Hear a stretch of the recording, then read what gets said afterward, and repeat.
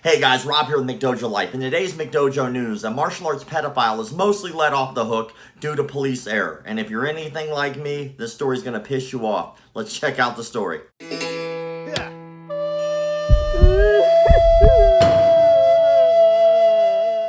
Adler Shear, a 24-year-old Bismarck, North Dakota martial arts instructor, was accused of inappropriately touching a student and shooting video in a locker room after one of his students at Bismarck ATA found a cell phone in the changing room.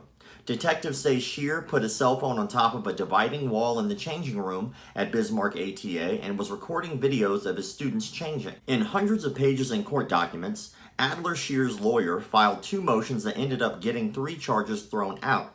In November, Judge Bruce Romanek ordered in favor of a motion to suppress evidence. Due to the ruling, prosecutors were not allowed to use a good portion of the evidence police collected. Apparently, police seized the cell phone illegally during an unconstitutional traffic stop where they failed to obtain a search warrant for Shear's phone due to involuntary consent. Shear even made a confession after that stop, which included Shear admitting to the police that he had recorded the 3 minors and inappropriately touched an 11-year-old. But because the judge ruled the original stop illegal, prosecutors couldn't use the confession in court either. His phone is where they located the videos of the victims, but because the phone was illegally obtained, it was suppressed from being a part of state's evidence. Court documents state, by his own admission, all the testimony the detective provided to support the charge was derived exclusively from his unlawful interrogations of Shear. All information, including admission statements and videos on Shear's phone, were unable to be used as evidence. Because of that, the gross sexual imposition and 2 counts of surreptitious intrusion were dismissed due to lack of evidence. Shear pleaded guilty to the only remaining charge of promoting obscenity to minors, which he was sentenced to probation and 2 days in jail, with credit to the 2 days he already served.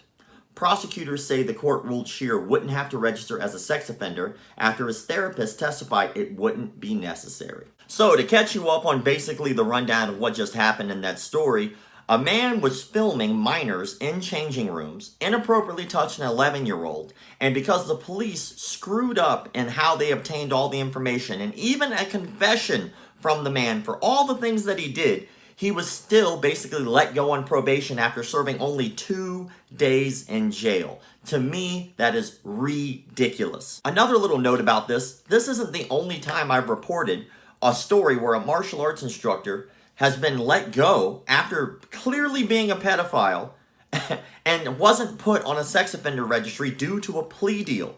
The reason I put these videos out here is I don't want to scare people away from the martial arts. What I want people to do is understand that there are bad people in the martial arts just like there are good people in the martial arts. And I try to put these faces up so that way whenever somebody might be looking for martial arts, maybe we'll get lucky and they'll stumble across a story that they might not have normally seen, recognize that face, and make sure that other people don't go to that person's gym.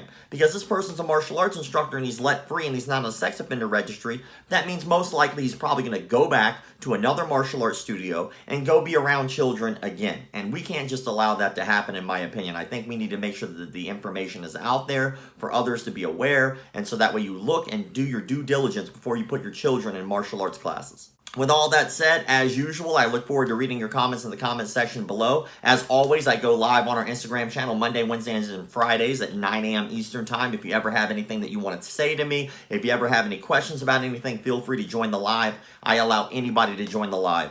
Thank you all for the likes, comments, shares, subscriptions, and all the other crap people on YouTube ask you to do.